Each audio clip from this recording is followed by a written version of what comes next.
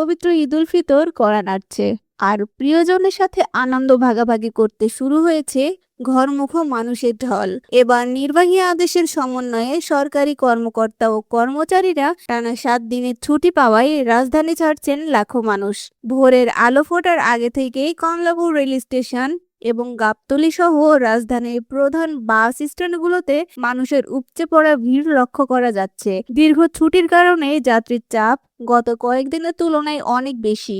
সাধারণত 21শে মার্চ ঈদের মূল ছুটির পাশাপাশি 19 থেকে 23শে মার্চ পর্যন্ত 5 দিনের ছুটি নির্ধারিত ছিল, কিন্তু যাতায়াতের সুবিধার্থে সরকার 18 মার্চকেও নির্বাহী আদেশে ছুটি ঘোষণা করেছে। ফলে 17 থেকে 23শে মার্চ পর্যন্ত টানা 7 দিনের ছুটি ভোগ করবেন চাকরিজীবীরা।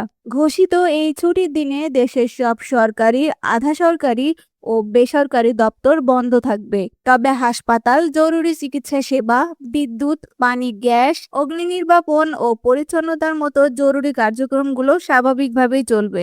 এছাড়া টেলিযোগাযোগ ও অন্তর্জাল সেবার সাথে সংশ্লিষ্ট কর্মীরাও এই ছুটির আওতার বাইরে থাকবেন।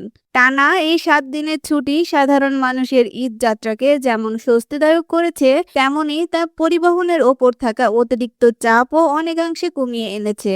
স্টেশনে বিনা যাত্রাপথে প্রবেশ রোধে এবং যাত্রী নিরাপত্তা নিশ্চিতেও কড়া নজরদারি রাখা হয়েছে। জরুরি পরিষেবাগুলো সচল রেখে এমন দীর্ঘ ও সুশৃঙ্খল ছুটি উৎসবের আনন্দকে আরো বাড়িয়ে দিবে, এটাই প্রত্যাশা সবার।